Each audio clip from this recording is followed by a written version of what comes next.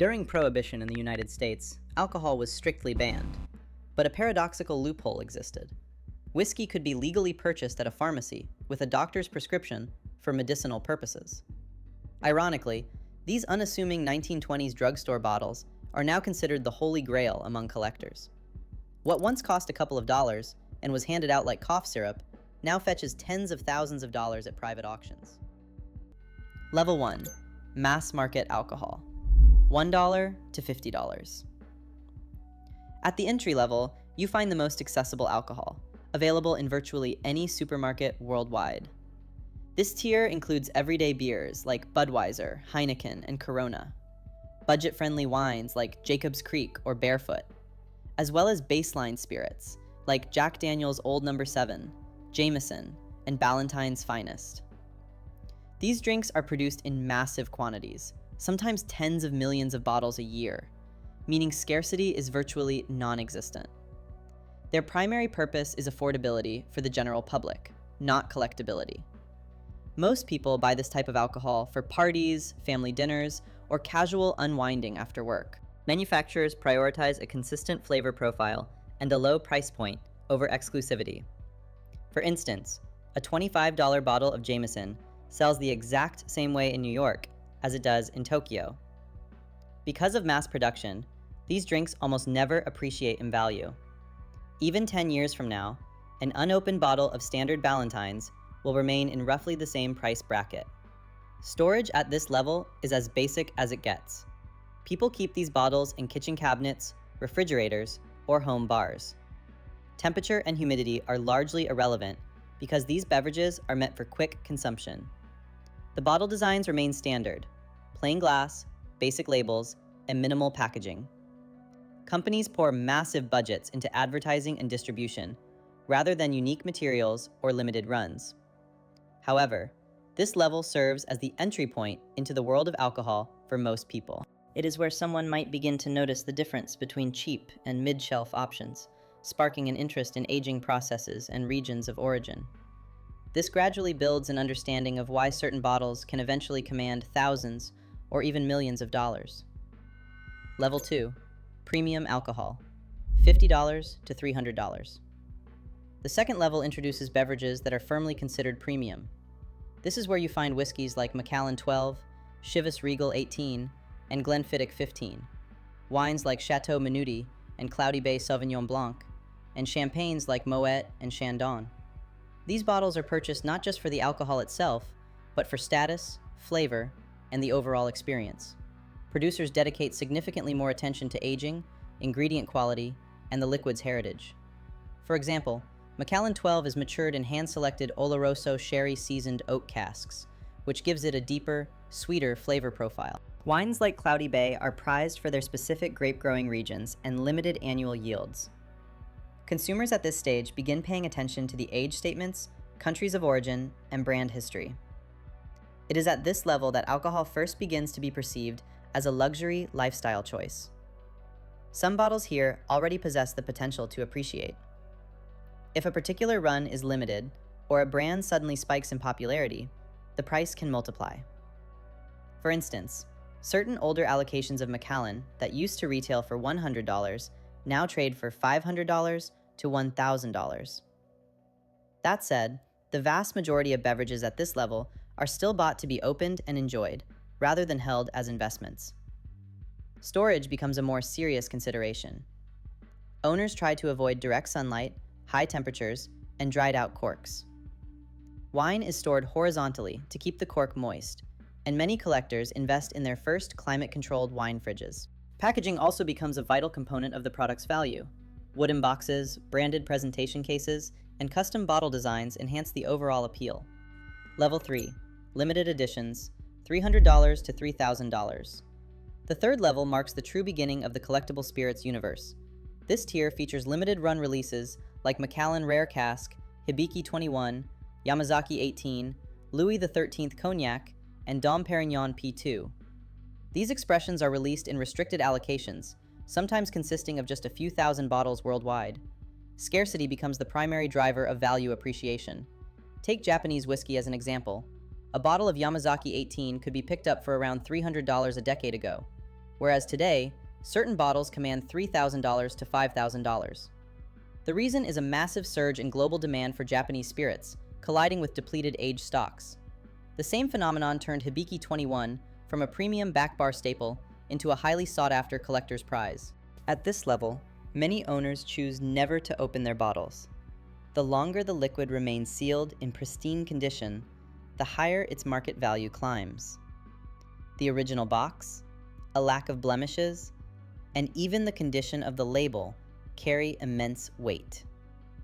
Some collectors treat these bottles strictly as display pieces or works of art. Producers deliberately lean into the luxury angle. Louis XIII cognac is housed in hand-blown Baccarat crystal decanters, while specific Macallan expressions are presented in designer cases worth thousands of dollars on their own. Sometimes, the packaging itself becomes so rare that it is bought and sold independently. Storage now requires a professional touch. Owners utilize specialized cellar rooms maintained at a constant temperature of around 12 to 15 degrees Celsius. The bottles are fully insured, and some collectors maintain digital databases to track their inventory. Even a hairline scratch on a box can slash hundreds or thousands of dollars off a bottle's valuation. Level 4, rare vintages, $3,000 to $30,000. This level is defined by genuinely rare and historically significant bottles. Here you encounter the likes of Chateau Lafite Rothschild, 1982, Romanée Conti Grand Cru, Pappy Van Winkle, 23 years old, and Macallan 30 Sherry Oak. These liquids are revered for their perfect convergence of age, extreme scarcity, and legendary reputations. Romanée Conti, for example, is widely regarded as one of the world's most expensive wines due to its minuscule production footprint. Some vintages yield only a few thousand bottles globally per year. Similarly, Pappy Van Winkle 23 has achieved cult status in the United States. Buying it at its official retail price is virtually impossible. Driven by overwhelming demand, its secondary market markup can easily top 1,000%. At this tier, alcohol transitions into a hard asset, comparable to luxury timepieces, fine jewelry, and blue-chip art. Collectors spend years hunting down specific vintages to complete their verticals. Many of these bottles change hands exclusively through premier auction houses like Sotheby's and Christie's. Storage becomes a near-scientific endeavor. Collectors build dedicated wine cellars featuring absolute vibration dampening and strict humidity controls. Light is kept to a bare minimum, as UV rays can permanently damage the liquid. Some of these collections are situated deep underground, where the ambient climate has remained perfectly stable for decades.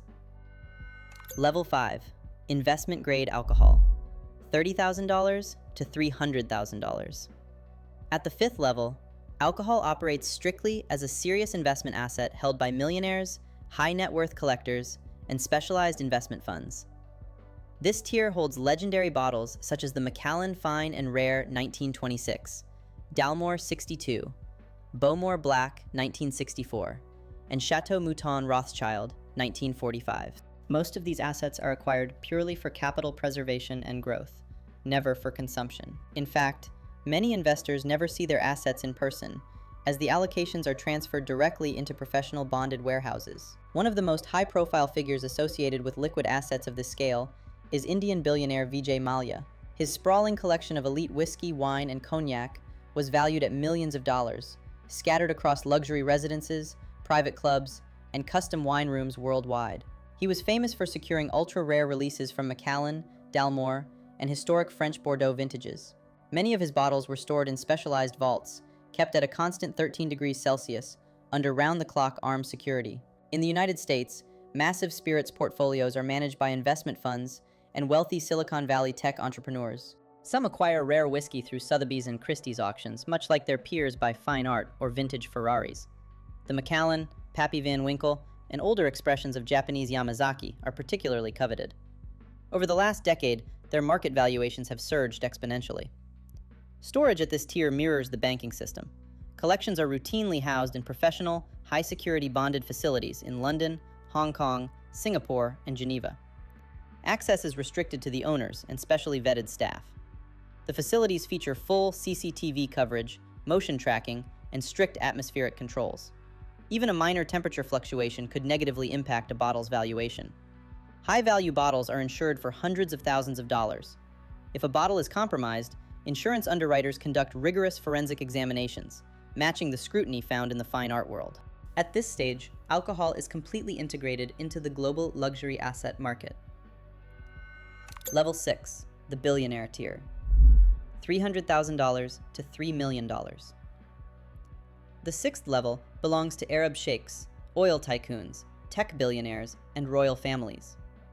Here, you find historic pieces like Isabella's Islay, the Macallan Im Imperial, Henri IV Dudognon Heritage Cognac Grand Champagne, and the rarest surviving vintages of Romanée Conti. Some of these expressions are entirely unique, custom commissioned for individual clients. Billionaire Bill Koch is widely recognized as one of the most prominent collectors of elite wine at this level. His monumental cellar contains thousands of incredibly rare Bordeaux and Burgundy bottles worth tens of millions of dollars. A significant portion of his collection is preserved in custom-built, ultra-secure archives in the United States. Every single bottle is meticulously cataloged, and select specimens undergo regular scientific authentication. Among Arab sheikhs, private, ultra-luxury wine cellars built into palaces and elite estates in Dubai and Abu Dhabi are highly sought after. Despite the region's strict alcohol regulations, ultra-wealthy families build private, museum-grade vaults within their residences. These spaces feature marble walls, reinforced vault doors, precise climate arrays, and hidden safes designed for the crown jewels of their collection. In France and Switzerland, some billionaires store their portfolios directly inside specialized bank vaults.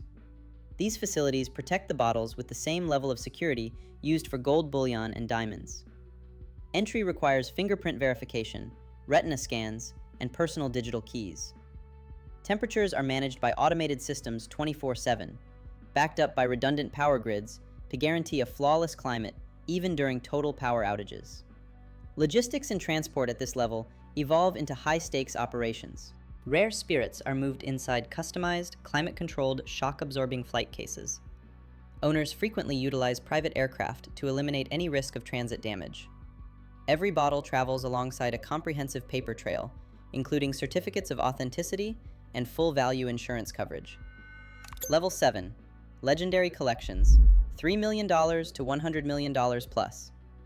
At the absolute pinnacle of the elite alcohol market sit the historic archives of billionaires, royal houses, and the world's largest institutional investors.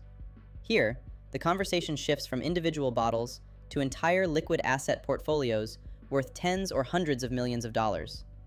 These collections hold crown jewels like Romanée Conti 1945, Chateau Cheval Blanc 1947, the Macallan 1926 collection, Louis XIII Black Pearl, and pristine pre-phylloxera cognacs from the 19th century. French billionaire Bernard Arnault, the head of LVMH, is deeply intertwined with some of the world's most valuable wine and champagne assets through both his luxury conglomerate and personal investments. These collections are preserved in elite, historic cellars across France, some situated directly beneath centuries-old chateaux and heritage vineyards. The Rothschild family has spent generations curating some of the most expensive wine archives on Earth. Their Bordeaux collections are considered virtually priceless, with individual bottles commanding six-figure sums at auction. Many of these bottles never leave the family's private cellars, opened exclusively for closed-door tastings attended by the global elite.